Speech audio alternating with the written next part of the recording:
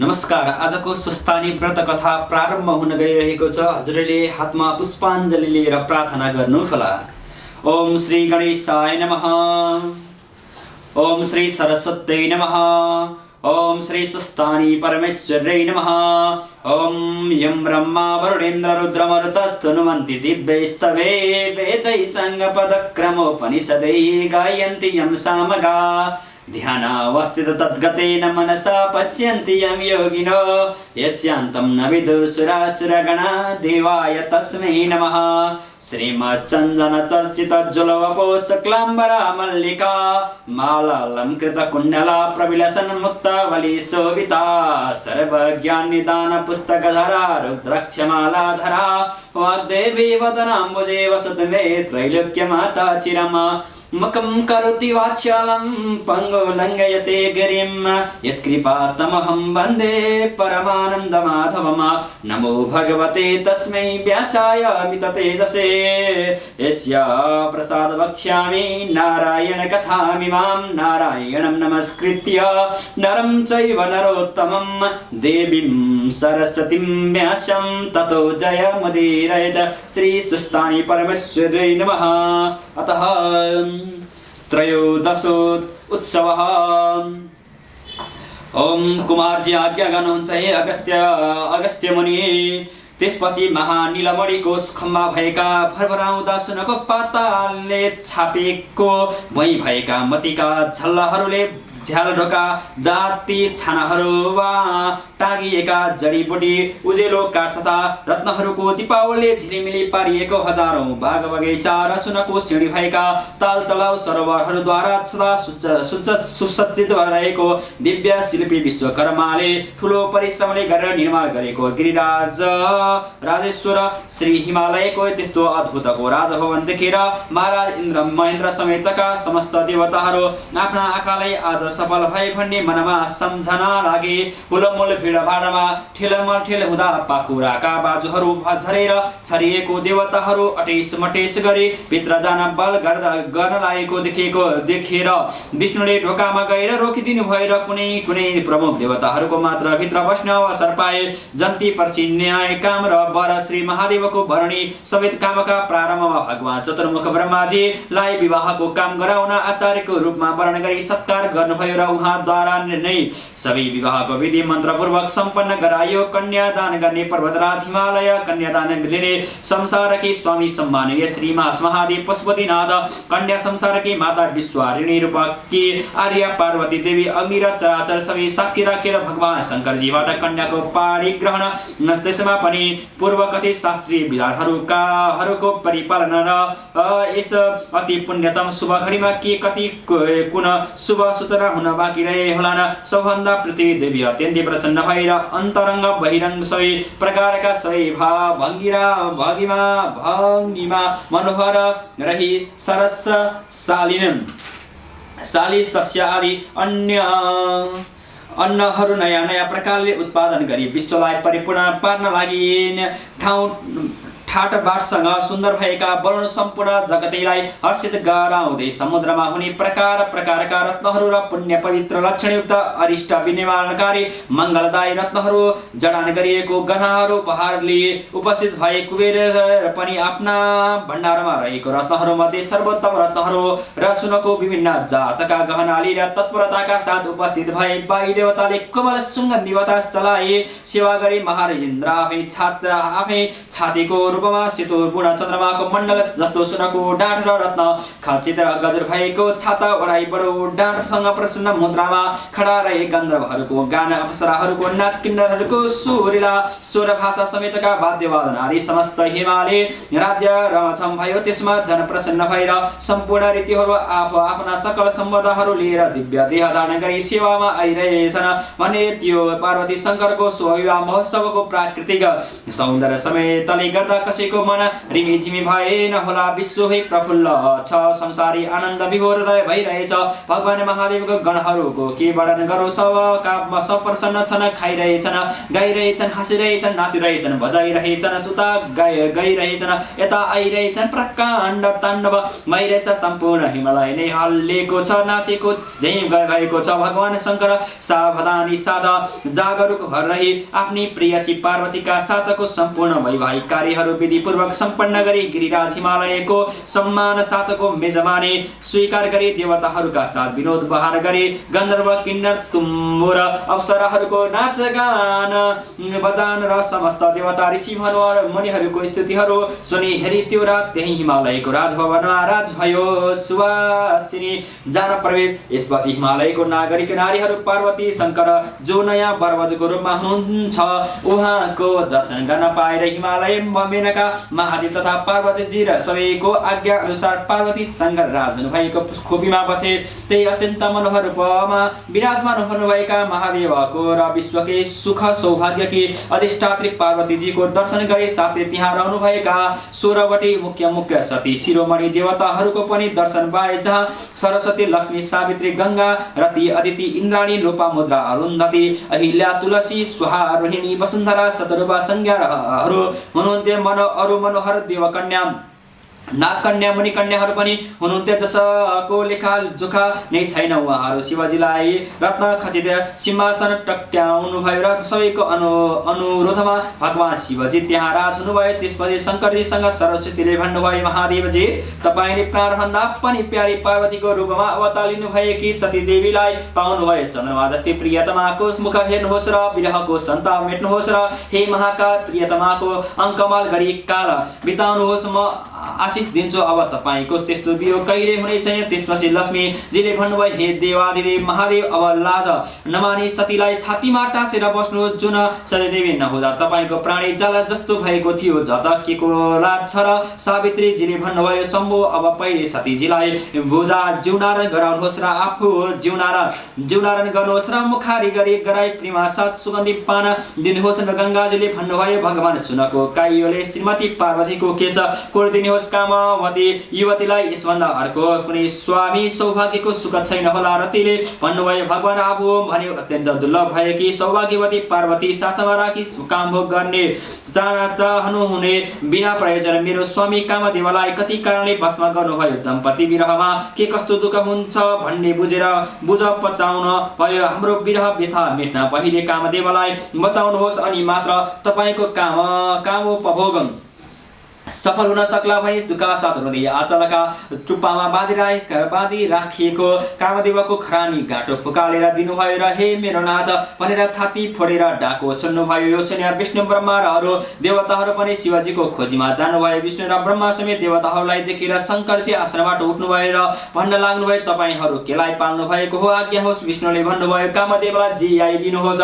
त्यहाँ रहेको देवीहरूको पनि विष्णुको आज्ञा अनुसार कामदेवलाई जियाइदिनु हुन एकमुख भएर शङ्करजी समक्ष निवेदन गर्नुभयो। यो सुनेर शिवजीले आफ्ना क्रोधाग्निबाट उडेका कामदेवको रतिले ल्याएको भस्मलाई हेर्नु भई कामदेवलाई सजीव गरिदिनु भयो। रति कामदेवी प्रसन्न भई पार्वती शङ्करलाई नमस्कार गरे। कामदेव बाहिर आएर देवताहरूलाई अभिवादन गरे। विनाश रक्षा यी सबै कुरा कालका कुटी कर्तव्य हुन सबैका अनुरोधमा शङ्करजीको कृपा भई बधाई छ भने देवताहरूले कामदेवलाई आशीष दिए। त्यसपछि पर्वत राजले नारायण समेतका समस्त देवताहरूलाई पल्के भक्तिपूर्वक भोजन गराए विश्राम कक्षमा लानुभयो। भगवान शङ्करले पनि बायाँपट्टि पार्वतीजीलाई राखी सँगसँगै राज भई नाना प्रकारका वस्तुहरू जिउनारण गराउनुभयो। त्यस बेला अदितिजीले भन्नुभयो, इन्द्राणी भगवान शङ्कर भगवती पार्वतीजीलाई मुखारी गर्न भक्ति साथ जल टक्र्याउँदै इन्द्राणीले भन्नुभयो, भगवान जसको मृतक शरीर छातीमा लगाए बिलिभ गर्दै यो संसार भ्रमण गर्नुभयो, अब समयले ती सतीलाई पाउनुभयो। प्रसन्न रही दैवी सम्पदाको अभिवृद्धिको कामना ध्यान दिनुहोस्। अरुन्धतीले भन्नुभयो, मेनकाजी छोरी दिन मान्नु भएको थिएन, नाना भक्तिसँग सम्झाएर दिलाइएको हो, अथवा सम्झाइ बुझाइ माया प्रीति गर्नुहोला। अहिल्याले भन्नुभयो, महादेव तपाईँ वैरागी जोगी जगल्टे फुस्रे धुस्रे मात्र भएको भए यो बराउनी गर्न कति गाह्रो हुने थियो होला। होला भगवान भोले बाबा भनेको त निकै नै शङ्ख हुनुहुँदो रहेछ। मेनकाले हेर्न आउँदा त 16 वर्षे युवक बनेर मेनकालाई छकाइदिनु भएको होइन। तुलसीले भन्नुभयो अघि त सतीको वैराग्यले गर्दा कामदेवलाई भस्म गराउनु भएपछि त एउटी श्रीमती नभएर घर नै नहुने रहेछ भन्ने चाह पाई केही माग्न वशिष्ठ आदि सप्तर्षिहरूलाई पठाउनु भयो रे हो। स्वाहा स्वाहा देवीले भन्नुभयो भगवान कतिको डरो हुनुहुन्छ, विवाहमा स्वास्नी मान्छेहरू निकै टाइफाइ देखाउँछन्। रोहिणीले भन्नुभयो योगी वर अब कामशास्त्रको रहस्यवेत्ता भए कामसागरको पारी पुर्याउनुहोस्। वसुन्धरा भन्नुहुन्छ भोगमा लम्पट भोगी व्यक्ति भोग द्रव्य नपाउन्जेल आतुर नै रहिरहन्छ। हे शम्भो जे गर्दा रमणीजनको मानसिक तुष्टि हुन्छ त्यो कुरा गर्न नभन्नुहोस्। संज्ञा भन्नुहुन्छ हे वामदेव तपाईँ सर्वज्ञ हुनुहुन्छ, तसर्थ कामातुर नारीहरूको मनको भाव आफै जान्नुहुन्छ। सतीलाई थाहा छैन होला आज म मेरो स्वामीसँग मिल्दैछु, अत म तिम्रो महादेव भनी काम कुराले पनि परिचित गराउनुहोस्। सतरूपा भन्नुहुन्छ दिदी बहिनी सहित सम्मान्य मातृ समान देवी हो। अब कुरा मात्र होइन पार्वतीजीको साथै श्री महादेवजीलाई भित्री खोपीमा लानुहोस्, रत्नका बत्ती बाल्नुहोस्, बिछौना लगाइदिनुहोस्, पान मसला पनि राखिदिनुहोस्। यस प्रकारले विवाहमा आउनुहुने सबै नारीहरूले महादेवलाई जिस्काइरहँदा योगीश्वर निर्विकारी श्री शङ्करले भन्नुभयो तपाईहरू जगतका माननीय मातृ सम्मान हुनुहुन्छ, पुत्रवत भएको म उपर यस प्रकारको चलता पूर्ण उक्ति प्रत्युक्ति उचित छैन होला। यस्तो शिवजीको वाक्य सुनि सबै देवीहरू आफै लज्जित भए, सबै भित्ताका विचित्र जस्ता भए। शङ्करजी पनि नयाँ दुलही पार्वतीजीका साथ पर्वतराज हिमालयको ऐश्वर्य अनुरूपको दिव्य राजोपचार पुनः भोजन जीवनारायण गरी सासुज्यू मेनकाले टक्राएको रत्न खचित सिंहासनमा राज भई सुकला हुन सज्जित पारेको शयन कक्षको अवलोकन गर्न लाग्नुभयो। त्यहाँ सयौं रत्न प्रभा झिरी मिली परेको थियो। त्यहाँका सम्पूर्ण उपकरण रत्नमय थिए। मोती माणिक खचाउ थिए। रत्नै रत्नका थरी थरीका दर्पणहरू र सेता चमरहरू सजाइएका देखिन्थे। चन्दन अगरहरूको बास्ना मगमगाउने फूल जस्तै कोमल सुइया सजेको जडेको रत्नहरूको प्रभावले विचित्र हुने गरी विश्वकर्माले रचेको कहीँ हिरा कहीँ पन्ना कहीँ माणिक आदि नवरत्नहरू जडान गरिएको, कहीँ वैकुण्ठ जस्तो कहीँ वृन्दावनी जस्तो, कहीँ गोलोकको ढासमण्डल जस्तो, कहीँ कैलाश जस्तो, कहीँ स्वर्गको वैजयन्त दरबारे जस्तो। यस्तो अद्भुतको शयन कक्ष देखेर श्री महादेव अति आश्चर्यान्वित भई प्रसन्न हुनुभयो। त्यहाँ आरामसँग सुकला गर्नुभयो। वधु विसर्जन प्रातःकालमा नाना प्रकारको प्रभाती मङ्गल बाजा मधुर सुर तालको सङ्गीतहरूको ध्वनि गुन्जिन थाल्यो। दल बल सहित सबै देवताहरू महादेवका गणहरू र हिमालयका कुला कुटुम्ब समेतका परिवार सेवक वर्ग जागे। एकातिर दुले अन्माउने कामले तरखर हुन लागेर अर्कातिर नयाँ वर वधु स्वरूपका पार्वती शङ्कर सहितको वरियातलाई गन्धमादन दर्प फिर्ता लाने प्रबन्ध हुन लाग्यो। बाजा गाजा लावा लस्कर रथ हात्ती घोडा डोली म्याना आदिको पूर्ण व्यवस्था मिलाइयो। भगवान नारायणको आज्ञा अनुसार शङ्करजी सबको सुकला भएको कक्षमा गएर धर्मराजले निवेदन गर्नुभयो भगवान उठ्नुहोस्। अब महामाया पार्वतीजीलाई पर्वतराज हिमालयले अन्माउने समय भयो। नयाँ दुलही अघि लगाए गन्धमादन तर्फ पाल्नु हुन भगवान नारायणको आज्ञा छ। तदनुसार धर्मका साथ महादेव दुलही अन्माउने वेदिका तर्फ पाल्नुभयो। त्यहाँ उपस्थित रहनु भएका वधु तर्फका सबै इष्टमित्रका साथ चिना परिचय दर्शन भेटको कार्यक्रम पुरा गर्नु भएपछि पर्वतराजकी महारानी पार्वतीजीका मुमा सम्मान्य सासुज्य मेनकाजीको सामु गई विदाई दर्शन गर्नुभयो। अब छोरीलाई विदाय गर्नु छ। साथमा साक्षात धर्मराजा पनि खडा हुनुहुन्छ। त्यसबेला महारानी मेनकाको धैर्यको बात फुट्यो। गुक्क गरी रुँदै दयाको खानी महादेवसँग भन्न लाग्नुभयो भगवान दया निधान कृपापूर्वक मेरो कलेजाको टुक्रा जस्ती छोरीलाई प्रेम साथ पालन पोषण गर्नुहोला। तपाईँ स्वयं आशुतोष हुनुहुन्छ, अतः मेरी छोरीका हजारौं अवगुण हुनन्, सबै क्षमा गर्नुहोला। मेरी छोरी तपाईँका पाद कमलकी जन्म जमातर कि भक्त थिएन र रहने पनि छिने छपना जपना जहिले पनि तपाईँ बाहेक अरू कसैको सम्झना गर्दिनन् तपाईँको भक्ति कथा सुन्दा सदा प्रसन्न रहने र कसैले तपाईँको निन्दा गरेको सुन्दा मौन रही मरे जस्तो हुन्थिन यसै बेला समस्त देवताहरूसँग भलाकुसारी सकेर हिमालय त्यही आइपुगे विदाई अभिवादन प्रत्यभिवादन पछि छोरी पार्वतीलाई गलामा लगाई मैया मेरो हिमालय नै शून्य गराई जान लागे तिम्राती सब गुणशील स्वभाव सम्झेर मेरो मन फुटेर आएको छ भन्दै आँखाबाट बलिन्द्र धारा आँसु छाड्दै धर्मका सामु महादेवलाई दम्पतिका धार्मिक बन्धनबाट सदा आबद्ध रहनु हुन बिन्ती गर्दै शिवा स्वरूप छोरी पार्वतीलाई विश्वरूप महादेवलाई सुम्पिनु भयो र विशिविकामा चढाई अलि पर पुगी साढे माथि श्री महादेवको साथ विराजमान गराई माङ्गलिक प्रस्थान एवं वाद्य धुनका साथ अभिवादन प्रतिविवादन गरी गराई विदाई वेदीमा फर्केर सबै पर्वत र छोरा समेत रुन लागे आफ्नी मुमा मेनकालाई दर्शन गरी अङ्गालो हाली पार्वतीजी रुनु हुँदा त्यहाँ रहेका सारा नर नारीहरू पत्नी सहित मणिहरू पनि रुन लागे छोरीको विदाई गरी रोइरहेको मेनका हिमालय समेतलाई श्री भगवान नारायणले व्यवहारको रीति स्थिति र अध्यात्म विद्याको उपदेश र शिवशक्ति तत्त्वको रहस्य समेत सम्झाई सुख पातलो गराइदिनु भयो र त्यसपछि नारायणले पनि विदायक भई महादेवका साथ सम्मिलित हुनुभयो यो वधु प्रवेश यस प्रकारको हिमालयदेखि चलेको त्यो लस्कर ताती लागिरहेछ कोही गन्धमादनमा पुगिसके कोही बिचमा हिँडिरहेछन् भने कोही हिमालयबाट प्रस्थान गर्दैछन् कति दाई जोका भारी मधुस पेटिका करण्डिका हात्ती घोडा हिरा जुहारत मोती माणिक तमन कसन सुन चाँदी भाँडा बर्तन रक्त गाडा धनधान्य गहना गुरिया लत्ता कपडा आदि असङ्ख्य द्रव्यहरू डोर्याई बोकाई जाँदै छन् हिमालयबाट लागेको धुइरो गन्धमादनसम्म चलेकै छ हिमाल भारतको उत्तरमा छ भने गन्धमादन उत्तरी ध्रुवको हाराहारीमा पर्दछ श्री पार्वती लाई साथमाले भगवान शंकर आधा मुहूर्तमा नै गन्धमादनमा पुग्नु भयो गन्धमादनमा दुलही भित्राउने विधि विधानको प्रबन्ध मिलाउन केही देवताहरू त्यहाँ काम गर्दै थिए आरती सयाली गर्ने देवपत्नीहरू ऋषि पत्नीहरूको साथ माङ्गली बत्तीहरू लिएर आइरहनु भएको थियो वायुदेवकी पत्नी कुबेरकी पत्नी शुक्राचार्यकी पत्नी बृहस्पतिकी तारा दुर्वासा ऋषिकी पत्नी अत्रि पत्नी अनुसुया चन्द्रमाकी पत्नी रोहिणी एवं देवकन्या नागकन्या मणिकन्या समेतका कन्याहरू र धेरै सौभाग्यवती ललनाहरू जम्मा भई त्यस गन्धमादनमा विशाल भवनका प्राङ्गणमा बनेको वेदिकामा रत्न खचित सिंहासनमा राज गराई मणि जडित भारी झारीका जलले वरिपरि दक्षिणावर्त घुमाई दही दक्षता कुमकुम केशर सहित टीका र दिव्यमाला पहिराई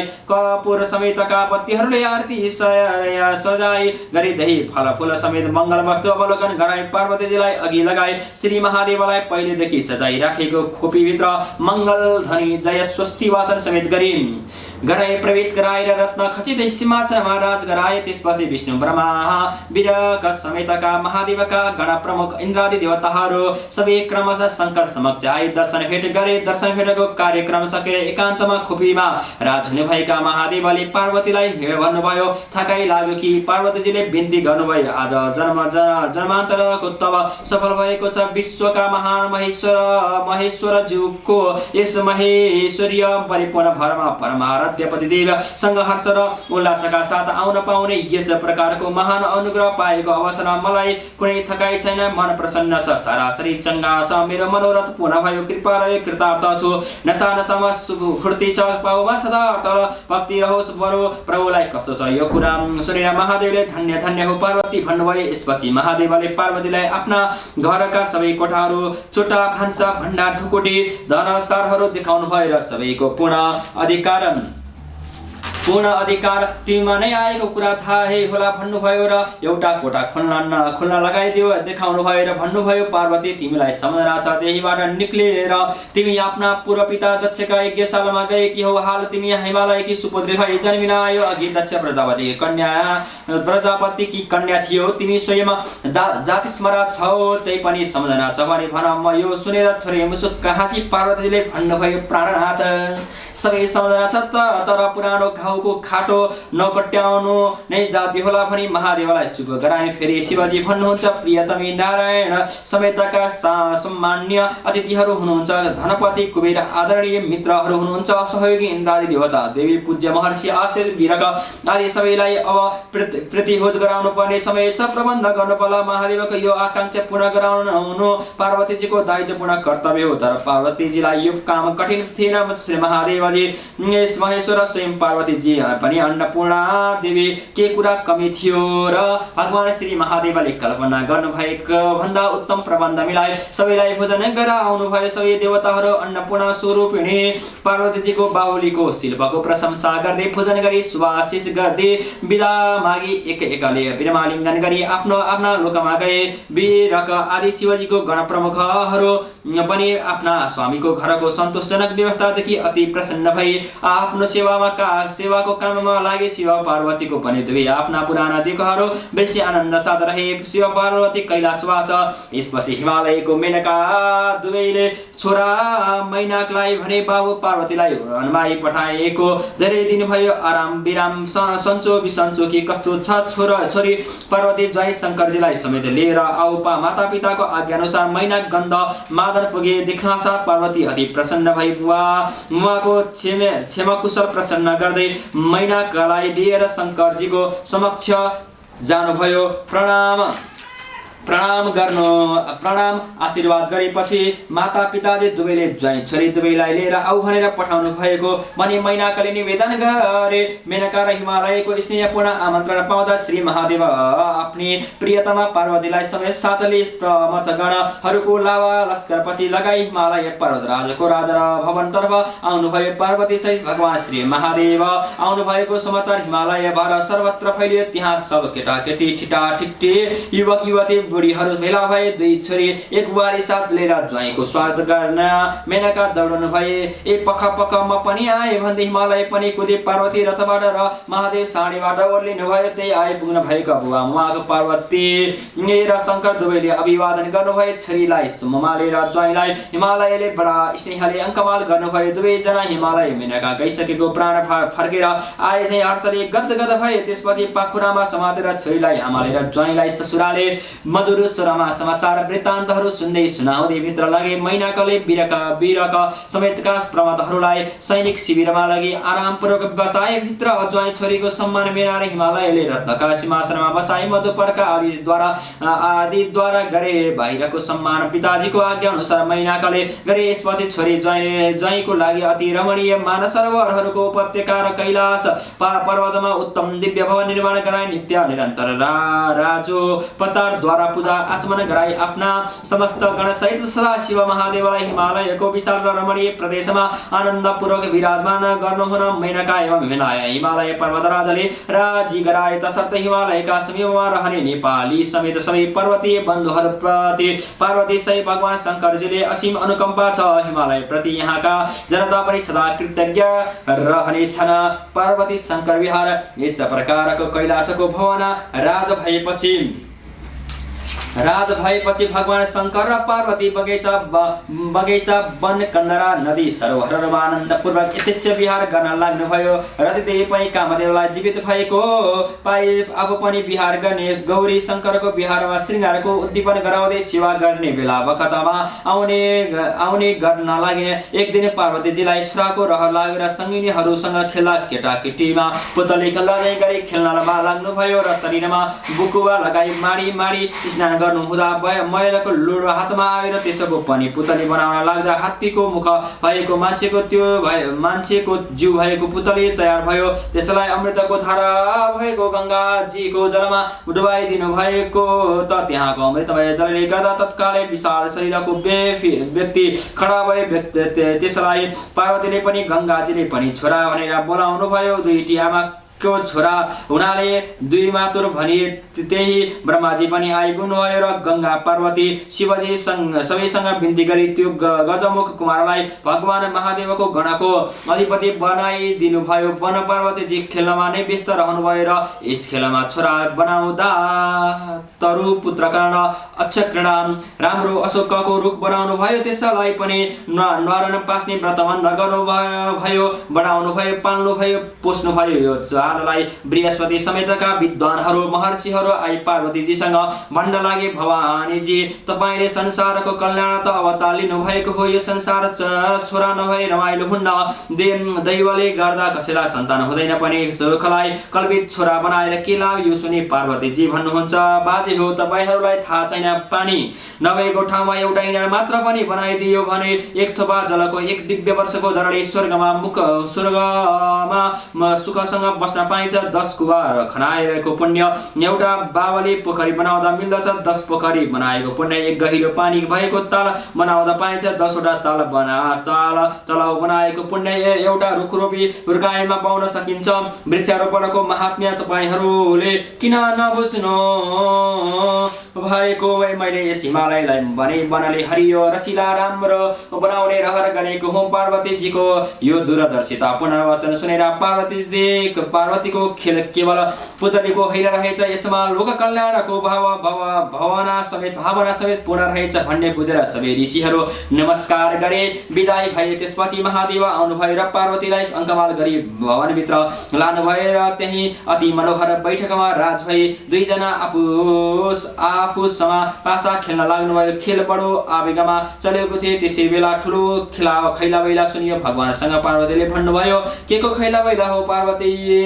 यो तिमीले नदेखेको कुरा हो। यी मेरा गणका प्रमुख गणेशहरू खेलबहार गरेका छन्। मेरो अति प्रिय गणहरू यस पर्वतमा बराबर यसै गरी खेल्छन् भनी महादेवले पार्वतीलाई भन्नुभयो र पुनः भन्नुभयो, तब ब्रह्मचर्य नियम पुण्य क्षेत्रको सेवा आदिद्वारा जो पुण्यशील मानवहरूले मेरो भजन गरे तिनीहरू मेरो समीपमा मेरो गणको रूपमा मेरो प्रेम पात्र बनेर आएका हुन्। यिनीहरू इच्छा अनुसारका रूप बनाउन सक्दछन्, साहका छन्। यिनीहरूका महान बल रूप तथा गुणहरूको महत्त्व देखेर म आफै विस्मित हुन्छु, छक्क पर्छु। यिनीहरू एक गरी देवता समेतका जगतका सृष्टि संरक्षा सम्भार पनि गर्न सक्छन्। ब्रह्मा विष्णु इन्द्र गन्धर्व किन्नर यक्ष नाग सबैले मलाई छाडे पनि यिनीहरूले कहिले पनि छाड्दैन। यसैले म यिनीहरूसँग रमाएर बस्छु। यिनीहरू मेरा प्रिय गण हुन्। एक कुरा सुनेर पार्वती खेल्दा खेल्दै उठेर आखी झ्यालामा गएर हेर्नुभयो। देखेर छक्क पर्नुभयो। कोही दुब्ला पातला, कोही घारे अग्ला, कोही बाम पुड्के, कोही गजधम्बे मोटा, कोही हात्ती सुडे त कोही भुँडी बाघमुखी, भेडामुखी, बोकामुखी, पञ्चीमुखी, मृगमुखी, घोडामुखी, गाई काने, हात्ती काने, अनेक खुट्टे, अनेक हाते, काला कैला, मुखबाट ज्वाला निस्केका डर लाग्दा, कोही राम्रा, कोही शान्त, कोही हसमुख, कोही घोरमुखी, कोही कपडा गहनाले परिपूर्ण, कोही नाङ्गा, कोही बाङ्गा, कुप्रा, डेडे, कोही रेशम मलमलले ढाकिएका त कोही छाला काम्ला पाखी राडी बेरिएका, कोही फुलमाला हार जुहार सुन चाँदी समेतले शोभायमान छन् त कोही कति खोर खप्परको माला मेखलाहरूले भयङ्कर देखिन्छन्। कसैको हातमा खड्ग शूल त्रिशूल खप्पर छ त कसैको हातमा धनुर्बाण आदि शस्त्रास्त्र छन्। कोही बजाउँछन्, कोही गाउँछन्, कोही नाच्छन्। अब पार्वतीले फेरि सोधने गर्नुभयो, यस्ता गण प्रमुखहरू कति होला? महादेवले भन्नुभयो, असंख्य अनगिन्ती। पार्वतीले भन्नुभयो, सबको अगाडि मृगछाला उडी उब्रेको सेतो मुजाको गन्धनी बाँधेको, बायाँ हातमा सिको झुन्डिएको, रातो मुखको चटपटी मृगको जस्तो दाँत भएको, कमलको माला लगाएको, मधुरो अनुहारको ढुङ्गाको झ्याली बजाएको कुञ्चाई गणेश्वर हो। महादेवले भन्नुभयो, यो मेरो अति प्यारो विरक हो। यसको गुण धेरै छन्। यो हो सबैभन्दा प्रमुख गणेश्वर हो। विरक पुत्रीगण पार्वतीले केही सरवाए चाहिँ गरी भन्नुभयो, प्राणनाथ मलाई पनि यस्तै तपाईको मन परेको छोरा पाउने र लागेको छ। महादेवले भन्नुभयो यसैलाई छोरा मान, तिमी जस्ती आमा पाए यो पनि कृतकृत्य हुनेछ भने विजयालाई डाकी बिरकलाई लिन पठाउनु भयो। विजयाले गएर बिरकलाई भनिन् हिँड माथि, कस्तो चकचक गरेको महादेव रिसानी भएको छ। महामाया पार्वतीबाट के कस्तो आज्ञा हुने हो। यो सुनि हातको ढुङ्गाको बाजा त्यही फाले मुखको धुलो मैलो पोछि विजयाको पछि लागेर माथि गए। समीपमा आएको बिरकलाई पार्वतीजीले भन्नुभयो आऊ बिरक, तिमी आजदेखि मेरो छोरा भयो। मलाई भगवान शङ्करजीले दिनुभयो भने तानेर काखमा राखेर गाला मोसार्नुभयो, शिरमा सुङ्नुभयो, बेसरी सिगार्नुभयो, खुवाई पियाई खेल्न पठाउनुभयो। बाबु राम्ररी खेल, भिर पाखा पखेरा पहिरा, उबड खाबड खाडल भोगाना, बाघ भालु बासा साबित भएको ठाउँमा नजानु, खुला नदी नाला पोखरी हिलो मैलो फोहोर भएको ठाउँमा नजानु, हिमाली छाँगा छहरा गङ्गाहरूमा नपस्नु इत्यादि अर्ती दिएर पठाउनु भयो। बिरक पनि खेल्न गए, खेल्दा खेल्दै साँझ पर्यो, रात छिपियो, अँध्यारो भयो। जय जय श्री स्वस्ति श्री स्कन्द पुराणे केदार खण्डे कुमार अगस्त्य संवादे माघ मास महात्म्यं श्री सुस्तानि परमेश्वर्यं व्रत कथायं पार्वती महादेव विवाहादि प्रासङ्गिक नानाविध कथा वर्णनाम त्रयोदशो उत्सव। आजको सुस्तानी व्रत कथा प्रारम्भ सकिएको छ। हजुरले हातमा पुष्पाञ्जली लिएर प्रार्थना गर्नुहोला। उपनयतु मङ्गलवः सकल जगन्मङ्गलालय श्रीमान् दिनकर किरण निबोधितः नवनलिन दल निवेक्षणः कृष्णः काले वर्षतु पर्जन्यः पृथिवी सस्यशालिनी दशोऽयं क्षोभरहितो ब्राह्मणः सन्त निर्भया पुत्रः पुत्रिणः सन्तो निर्भया निर्धना सदना सन्तो जीवन्तो शरदां शतम्। तत्रैव गंगा यमुना च तत्र गोदावरी सिन्धु सरस्वती च तीर्थानि सर्वाणि वसन्ति तत्र यत्र चितोद्धार कथा प्रसंगा या कुन्देन्तु सारहार धवला या शुभ्रवस्त्रावृता या वीणावरदण्ड मंडितकरा या श्वेत पद्मासना या ब्रह्मचित्तशंकर प्रभृतिभिर्देवैः सदा वन्दिता श्यामं पात सरस्वतीं भगवतीं निशेषजाड्यापः कायेन वाचा मनसेन्द्रियर्वा बुद्ध्यात्मना वा प्रकृतिस्वभावात् करोमि यद्यत् सकलं परस्मै नारायणायेति समर्पयेतत्। ॐ पूर्णमदः पूर्णमिदं पूर्णात् पूर्णमुदच्यते पूर्णस्य पूर्णमादाय पूर्णमेवावशिष्यते। ॐ श्री सुस्तानी परमेश्वर्यै नमः।